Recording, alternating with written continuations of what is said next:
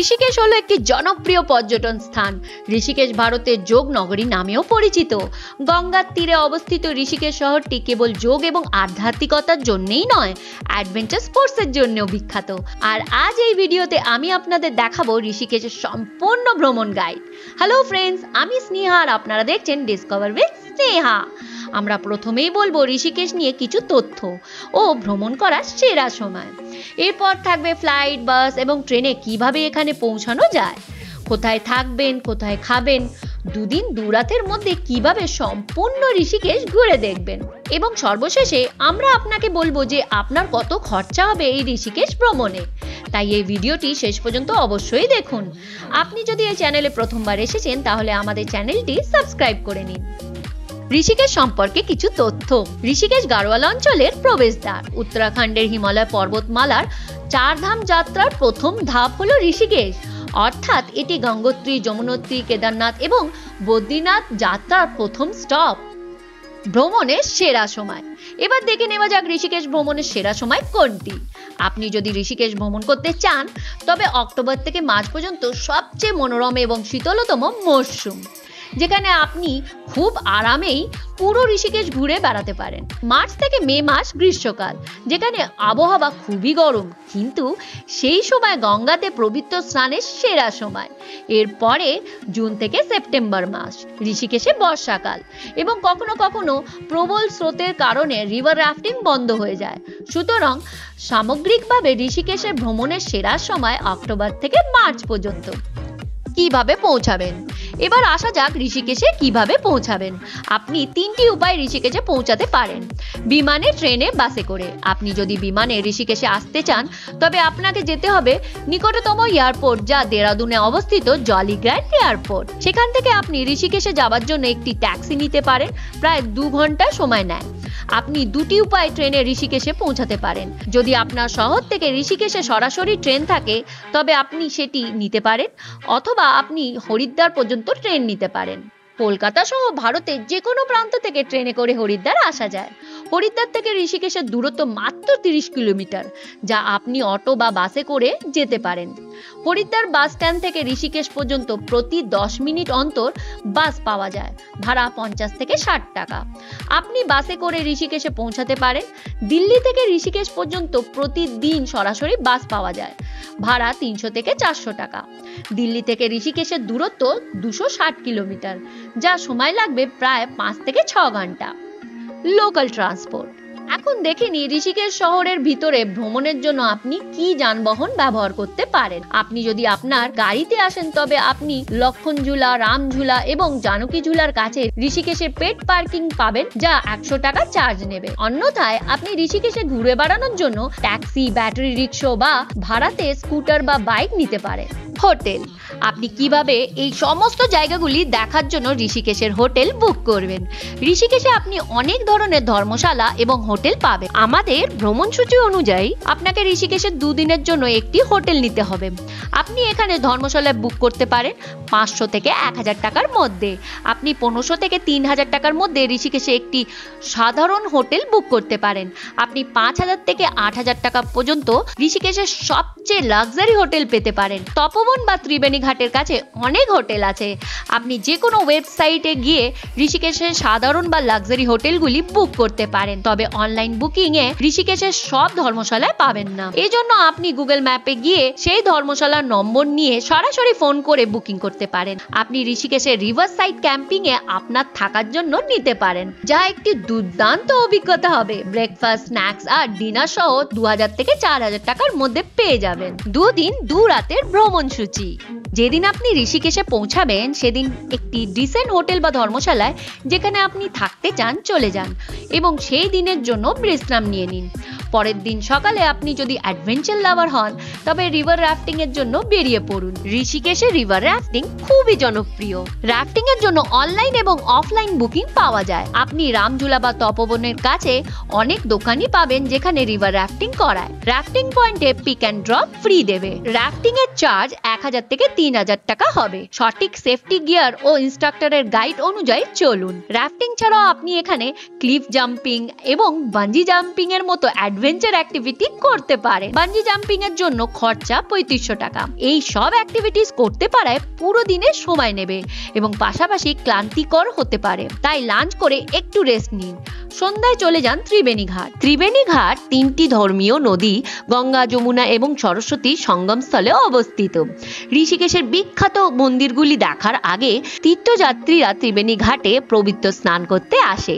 এটি বিশ্বাস করা হয় যে ত্রিবেণী ঘাটে স্নান করলে সমস্ত পাপ থেকে মুক্তি পাবে এবং পরিত্রাণ অর্জন করবে। এই ঘাটে প্রধান আকর্ষণ হলো গঙ্গা আরতি বা মহা আরতি গঙ্গা, যা নদীর তীরে অনুষ্ঠিত একটি সন্ধ্যাকালীন প্রার্থনা, যা বিপুল সংখ্যক ভক্তদের আকর্ষণ করে। আরতির সময় শীতকালে বিকেল 5:30 থেকে সন্ধ্যে 6:30 এবং গ্রীষ্মকালে সন্ধ্যে 6:30 থেকে 7:30।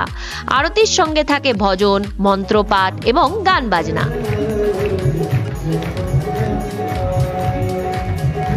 ভক্তরা পাতার নৌকায় প্রদীপ জ্বালিয়ে ফুল দিয়ে নদীর পবিত্র জলে অর্পণ করে। ত্রিবেণী ঘাটের কাছে আছে ঋষিকুণ্ড, যেখানে প্রাচীনকালে গঙ্গা, যমুনা এবং সরস্বতীর সঙ্গম দেখা যেত। বর্তমানে এখানে শুধু গঙ্গা ও যমুনার জল মিলিত হয়, সরস্বতী নদী এখন আর নেই। আমরা এই রাজস্থানী হোটেল থেকে রাতের খাবার ডিনার করলাম। খাবারগুলো খুবই টেস্টি ছিল। আপনি যদি ঋষিকেশে আসেন তবে অবশ্যই এখানে খাবার ট্রাই করতে পারেন। আজ খুব ভোরে আমরা নীলকণ্ঠ মহাদেব মন্দিরের উদ্দেশ্যে রওনা দিলাম। বিশ্বাস করা হয় এই জায়গাতেই ভগবান শিব সমুদ্র মন্থন থেকে বেরোনো বিষ পান করেছিলেন। এটি ঋষিকেশ ত্রিবেণী ঘাট থেকে 26 কিলোমিটার দূরে। আমরা একটি ট্যাক্সি ভাড়া করেছিলাম, যা প্রায় 2000 টাকা নিয়েছিল। আমরা 1 ঘন্টার মধ্যেই মন্দিরে পৌঁছে গেলাম। এখানে অনেক ছোট ছোট দোকান রয়েছে, যেখান থেকে আপনি আপনার পরিবারের জন্য রুদ্রাক্ষের মালা, ডমরু এবং অন্যান্য ভগবান শিব সংক্রান্ত নানা জিনিস সংগ্রহ করতে পারেন। এটি হলো মন্দিরের ঢোকার গেট। চলুন নিচে নেমে যাওয়া যাক। এখন আমরা মন্দিরের অন্তরে উপস্থিত মূল মন্দিরে শিবলিঙ্গটি পরিদর্শন করব এবং ভগবান নীলকণ্ঠ মহাদেবের আশীর্বাদ নেব।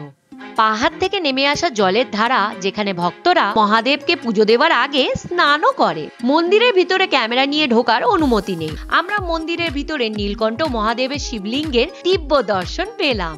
সামান্য ভিড় ছিল এবং আমাদের দর্শন পেতে 30 মিনিট সময় লাগলো। আপনি যদি ঋষিকেশে আসেন তবে নীলকণ্ঠ মহাদেব মন্দিরটি অবশ্যই দেখতে আসবেন।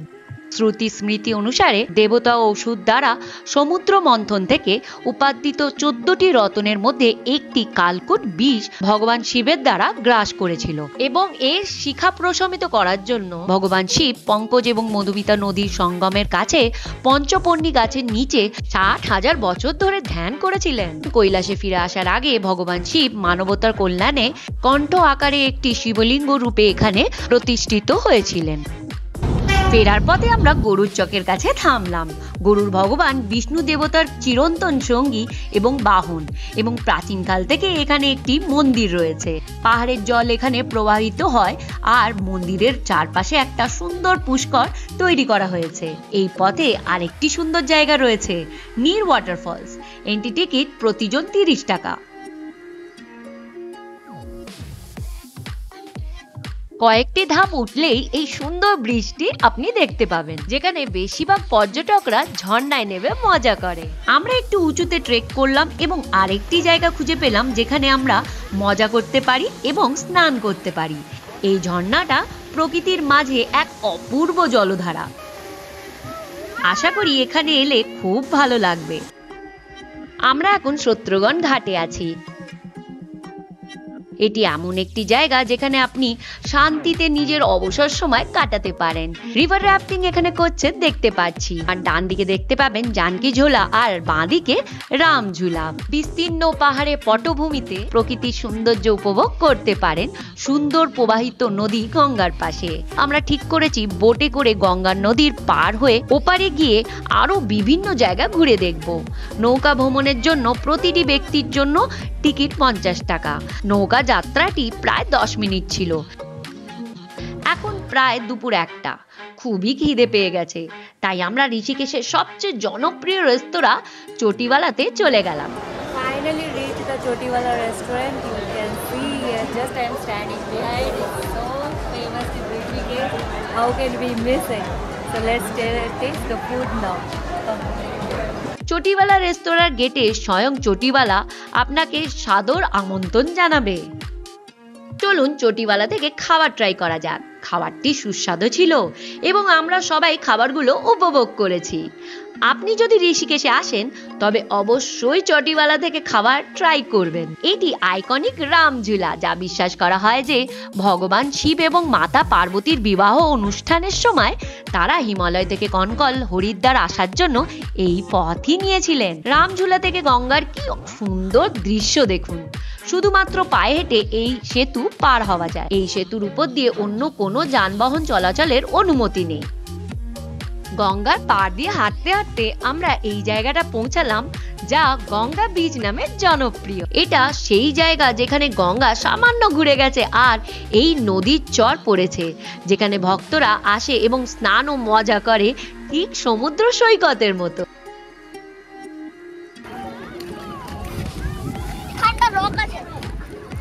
আমি জানলাম।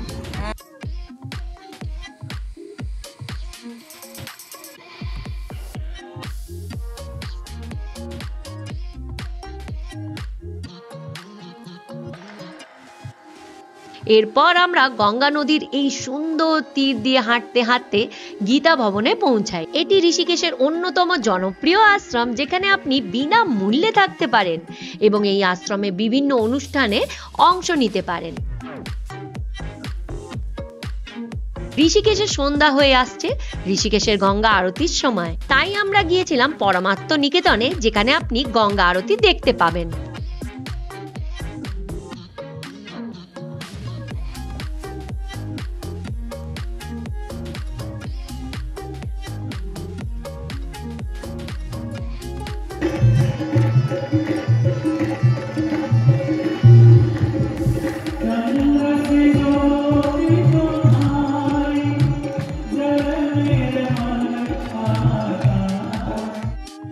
এটি আমাদের সকলের জন্য একটি দুর্দান্ত অভিজ্ঞতা ছিল, যা আমরা পরমাত্ম নিকেতন ঋষিকেশে উপস্থিত থাকতে পেরে ভাগ্যবান মনে করি। গঙ্গা আরতির পরে আমরা এই জানকী ঝুলা দিয়ে হেঁটে ফিরলাম। এই সেতুটি ছবি আঁকা বেশ সুন্দরভাবে সাজানো। ঋষিকেশের দুদিনের সফর এখানেই শেষ। আপনি বাড়িতে ফিরে যাওয়ার জন্য রেলওয়ে স্টেশন বা বাস টার্মিনালে ফিরে যান বা বেরিয়ে পড়ুন পরবর্তী গন্তব্যস্থলের উদ্দেশ্যে। এবার আসা যাক ঋষিকেশের ট্যুর করতে আপনার কত খরচা হবে।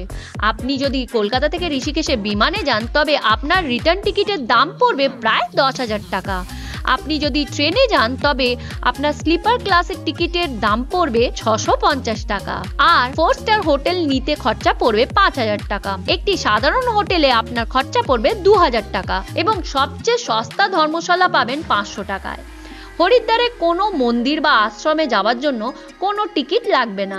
অ্যাডভেঞ্চার অ্যাক্টিভিটির জন্য 1,000 থেকে 4,000 টাকা খরচা হবে আর ঋষিকেশে দুদিনের খাওয়ার খরচা হতে পারে প্রায় 1500 টাকা। সুতরাং আপনার ঋষিকেশের লাক্সারি ভ্রমণের খরচা প্রায় 6,000 থেকে 7,000 টাকার মধ্যে হবে। একটি সাধারণ ট্রিপ 3 থেকে 4,000 টাকার খরচা হতে পারে এবং একটি বাজেট ট্রিপ প্রায় 2,000 থেকে 2,500 টাকা হতে পারে। তো বন্ধুরা, এই ছিল আমাদের ঋষিকেশের সম্পূর্ণ ট্রাভেল গাইড। আশা করি ভিডিওটি আপনাদের ভালো লেগেছে। ভালো লাগলে লাইক করে দিন এবং চ্যানেলটিকে সাবস্ক্রাইব করে নিন। Thank you, bye by.